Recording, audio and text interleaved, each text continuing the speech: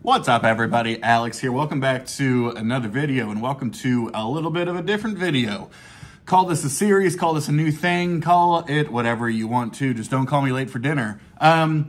This is inspired. I want to give a quick shout out here. Inspired kind of by a number of different things. A shout out to Mike over at MGK Boston, specifically for his Friday Cheers videos. Those are some of my favorite videos on YouTube. It's just like end of the week, he's cracking open a beer, he's hanging out with his cat, he's playing music on a Friday, and just talking about music and the week and what he's listened to and all kind of stuff. And so that was like part inspiration. And then my good buddy Steve over at All the World's a Stage, equal part inspiration. He does a series of videos every weekend or so where he talks about everything that he listened to that week. And so he kind of goes through, you know, this is what I listened to on Monday, and, you know, Tuesday's Prague Day or whatever it is.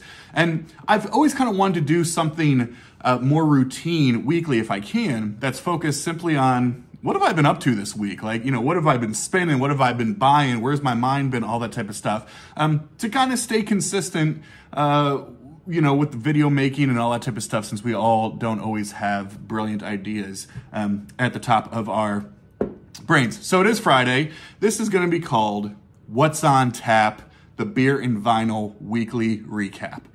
Welcome to episode 1.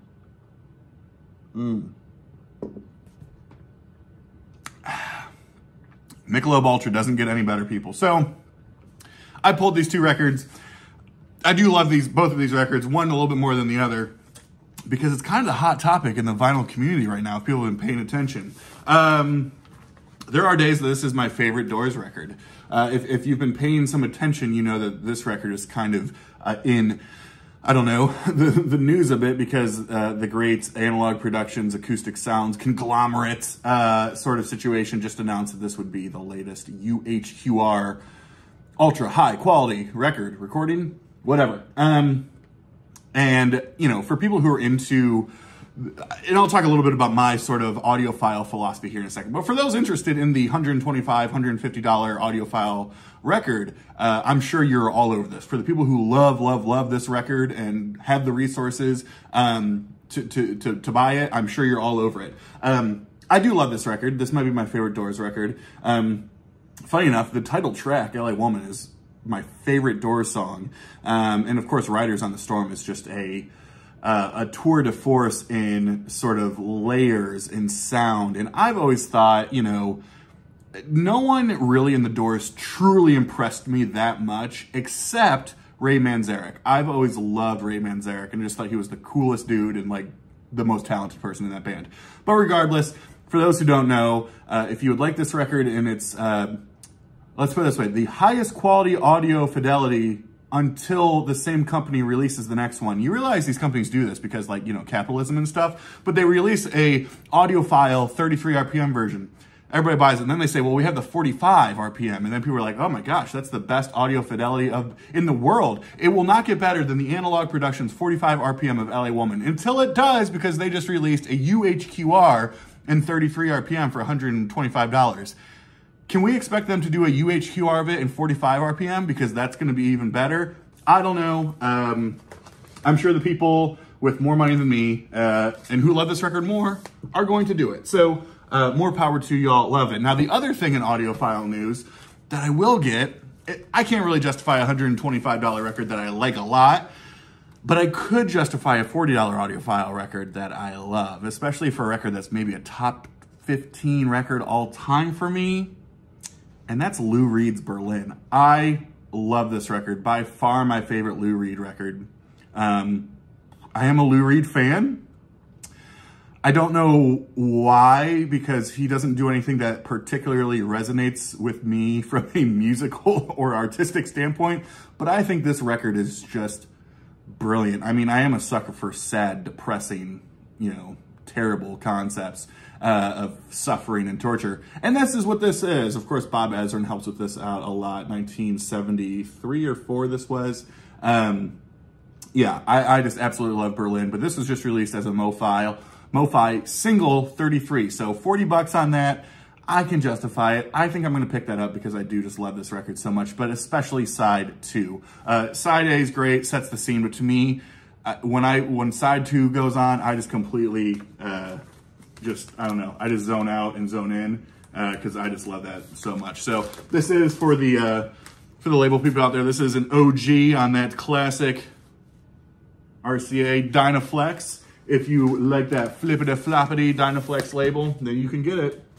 Okay, so I went down to my local, one of my local shops on Monday where they do Dollar Mondays, where all their $5 records are $1. And I've been going there for years. I mean, I go there, if I can get away for lunch on Monday, then I'll go ahead and do that. And I picked up a few, I think, pretty great records for $1. This first one's a jazz bit, and it's a compilation from Oliver Nelson. So Oliver Nelson, he's a sax player, but really more known as a composer and arranger. His most famous work and sort of a staple in jazz is called Blues and the Abstract Truth that came out in 1961, and that's a record of his. I have a record of his, a great record that he did with Eric Dolphy that I love, that was on Prestige.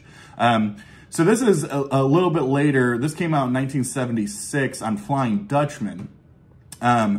And as a comp of sort of his Flying Dutchman stuff. This is an interesting sort of comp because he did a little bit of everything. Again, he dabbled in some of the hard bop type stuff, obviously dabbled in some-ish avant stuff with Eric Dolphy. But a lot of this stuff is sort of, it's a cool comp of, again, some of the stuff that he was doing with Flying Dutchman in the early 70s, as well as 2 additional unreleased tracks.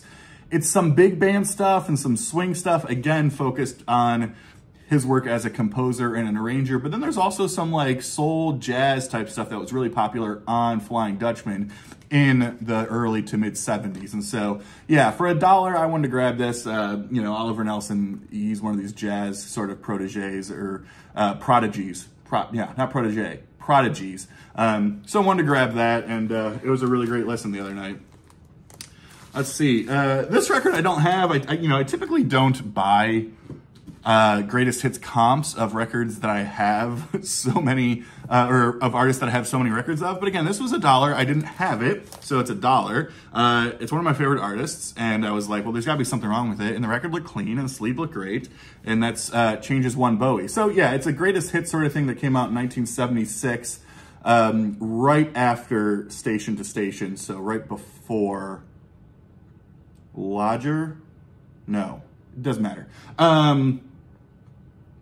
You know, here's what's cool about this. You get all the same hits that you've heard probably way too many times on the radio. You get your Changes, you get your Ziggy Stardust, your Rebel Rebel, Fame, Golden Years, all that good stuff. However, what you do get is John, I'm Only Dancing, which was never released. That was a track back from the Aladdin Sane years that never actually got put on Aladdin Sane, I don't think. And so I believe this is one of the only places that you can actually get that track. So, you know, again, it's $1, it's a great comp, it's Bowie, and you get that track that wasn't on some previous records. Here's a band, again, another $1 find. This is the only record I have of this band. It's a live record with 1 studio track, and of course that 1 studio track ended up being, unfortunately, probably what would refer to this band as a one-hit wonder, but I think they're so much better than that. Began in the mid-70s. They put out 2 records on London as Yesterday and Today, Beatles reference, and then for their 3rd record, when they moved over to A&M, they would change their name to Y&T, but this is their live album from 1985 called Open Fire. Again, this was a $1 hit. I don't have any Y&T. They kind of, you know, they're tough to explain because, again, they mid to late 70s, sort of that proto hard rock, heavy metal, but they're really 80s melodic hard rock. I mean, some people might throw them in like glam or all that kind of stuff, but they never really had completely that vibe, in my opinion. That's just, I think people that don't know where to put them elsewhere. But the big hit on here, and it's funny, is Summertime Girls. You've heard Summertime Girls for sure, but it kicks off side 2 of the live album, the studio version. So it's a full live album. I think it's dates from London and from Palo Alto at some point.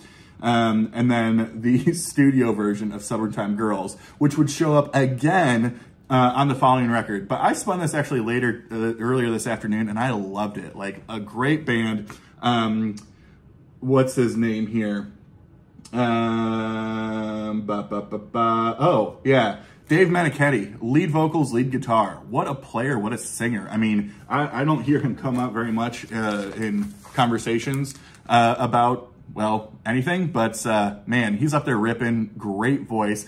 You know, they kind of sound like I don't know, almost like Van Hagar era type rock and roll, right? I mean, with less widdly. Still a ton of widdly, but less.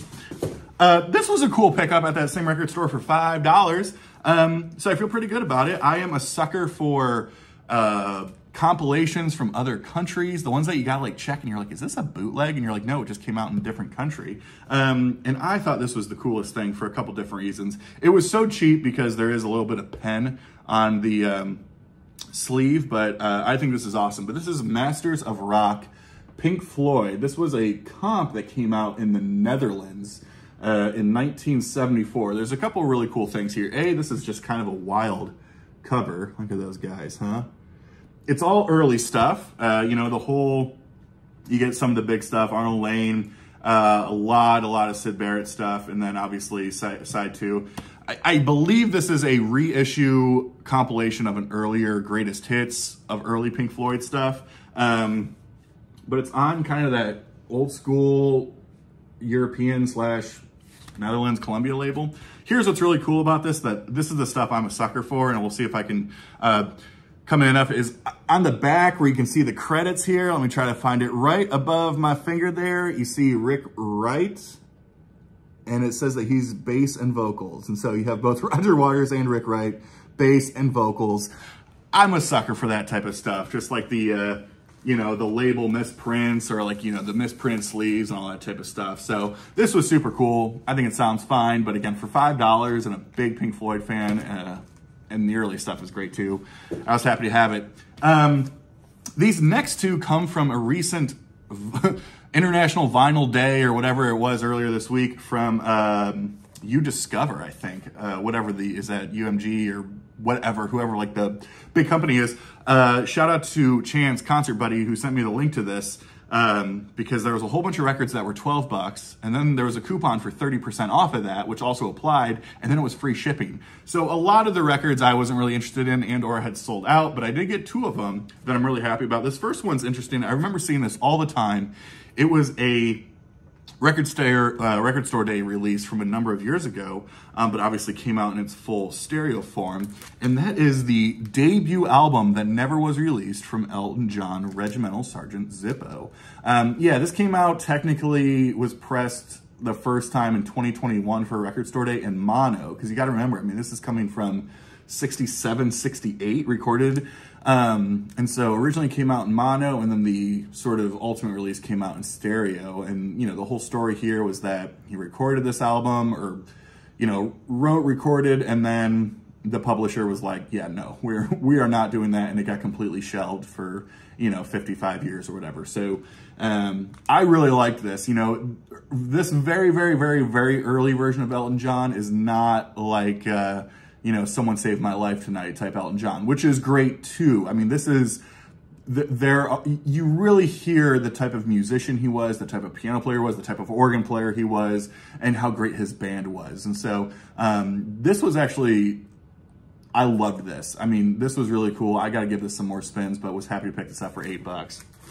And a similar, well, naturally not in a similar vein at all, a Blue Note Classic Jazz release that was also up there for $8. Not bad, because those retail for about $27.99. And anything Art Blakey and the Jazz Messengers, I'm pretty impressed with all the time. Again, great lineup here. Freddie Hubbard. I think this is the last one with Freddie Hubbard. No, first one with Freddie Hubbard, who had just replaced Lee Morgan in the Jazz Messengers. Curtis Fuller on trombone, the great Wayne Shorter. Cedar Walton, Jimmy Merritt, and of course Art Blakey on drums. This came out in 1962, and yeah, man, it's Art Blakey and the Jazz Messengers. It's hard, it's heavy, it's aggressive, it's loud, it's bombastic, and it's really good stuff. And again, for $8, shit. Who am I? I did pick this one up. This was on sale. This is a jazz artist who was never really a household name, although it's kind of one of those cult things now. I've really started to enjoy the whole jazz trio situation, specifically the piano, bass, and drums, right? A lot of like the Bill Evans trio type stuff, or the Tommy Flanagan trio type stuff. But someone who I think does this really well, and again, a lot of people don't know about him, and so I'm so glad that these reissues are happening, is Herby Nichols, and this is the Herby Nichols trio. This was a Blue Note Tone Poet release from this year. And yeah, I mean, just an incredible virtuosic player. And again, it's just, if you don't, you know, people ask sometimes about jazz, you know, if they want to get into all that type of stuff, it's like, figure out what you like and what you don't like. You know, if you say, well, I don't like jazz because I don't like horns, well, there's plenty of jazz without horns. You know, you don't need horns. And this is a perfect example. This is just piano, upright, and drums. And, you know, this is just perfect Saturday, Sunday morning, drinking your coffee type music. And so, really happy to grab this, and it's good stuff.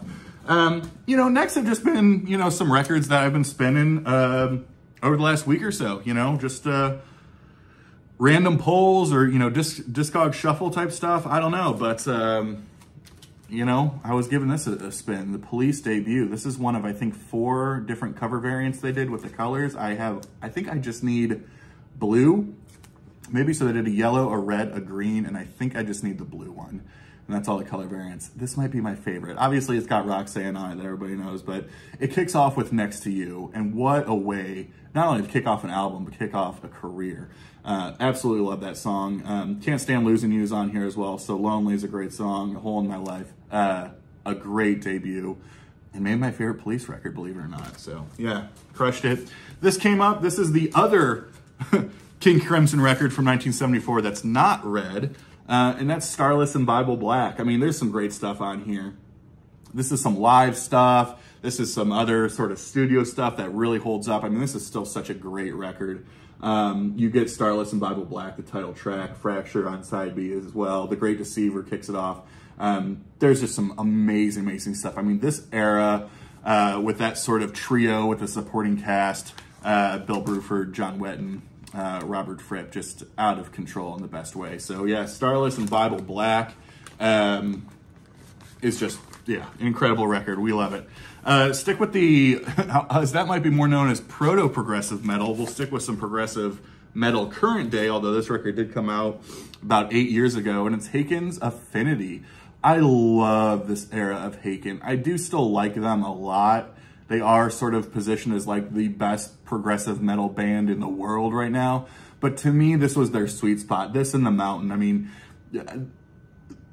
it's hard to even explain how good this was from a thematic standpoint. This was well, they said it wasn't really a concept record. It's more of a soundtrack to a theme about technology and computers and all this kind of stuff. But the way they tie in the music to the themes is just brilliant to me. But also they show how melodic they are and how they can write a great catchy song. Earthrise. It wasn't a hit, but if you want to kind of dabble in what they sound like from a pop accessibility standpoint, but also up just all the musicianship, I'd go with Earthrise here. It's so great. Bound by Gravity closes it. It's one of the most beautiful songs I've ever heard for sure. And then also, you know, side B, entire side B is a big epic called The Architect, which has got some pretty heavy stuff in it. So kind of all over the place, but in a great way. And yeah, I love this era of Haken for sure. I guess we, sticking with some Prague. We love the Prague. I guess the next one is too. Caravan. If I could do it all over again, I'd do it all over you. That is the name of the record. This is 1970. You know, Canterbury band. I love this band. This was the last one I needed to sort of complete that great suite of records with this, and then the Land of Grey and Pink and all the other stuff. But yeah, this is such a great record, and specifically, there's a couple of big epics on here. Yeah, Can't Be Long Now, Francois for Richard Warlock. What a song that is, 14 minutes. This is quirky, this is British, this is a little jazzy, proggy for sure, just very, just very pleasing. I don't know, they're kind of a hard band to describe. More Prague.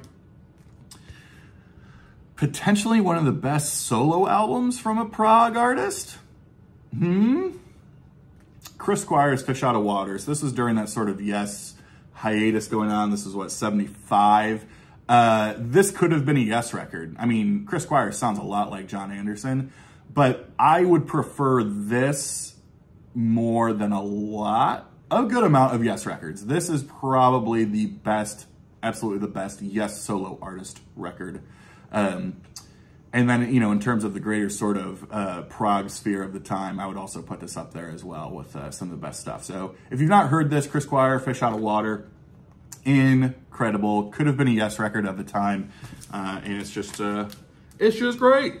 Let's see. Last thing I got for you here as we roll up on 20 minutes, is completely different from the whole progressive rock thing. Is, you know, ever since I got a chance to see the Big Star Quintet, gosh, almost a month ago now at this point, with Emma over at 8 Vinyl Low, she just did a really great kind of recap on that experience that we had out in Chicago last month. But two of the guys in the Big Star Quintet that had sort of formed this super group tribute sort of thing to Big Star were two guys from Wilco. And I think Wilco, interestingly enough, they're always a band that it was always like, I had heard too much of them from very basic people, and that made me not want to dive in. I know that sounds terrible, but it's true, right? Like every white dude that looks like me at the bar is like, you like Wilco? And I'm the white fucking dude at the bar who likes Wilco. So what's funny though is I've been taking more of a deep dive because I just got significantly more respect from them after seeing those guys live. And I remembered I only have one Wilco record, and it's not the one that you would think of if you're a Wilco fan, but it's the one that came out a few years ago called Cruel Country. And I've been listening to this like crazy. And then it's just made me want to go down the Wilco rabbit hole, which is a problem because there's like 15 albums and they're expensive and all that kind of shit. So yeah, there's that. I mean, I don't even know how to really explain this. People call it like alt country, but not really. I think that's kind of more born out of the stuff that like was pre-Wilco. But yeah, I just think the Jeff Tweedy songwriting to me is just brilliant, and the whole band is just good. They're all multi-instrumentalists. They all play everything. They all have a hand in a lot of the writing in terms of the compositions and all that kind of stuff. So yeah, all in now on Wilco. I just need to buy all their shit, which means I'm out of money. So there you have it, the first installment, the 22-minute installment, I guess, of the, whatever we called this, What's on Tap, the Beer and Vinyl Weekly Recap. So I appreciate you all joining. Hope you all have a good weekend, and hopefully we'll see you next week at the same time for the same bullshit. So thanks a lot, everybody. Have a good one. We'll see you soon. Bye.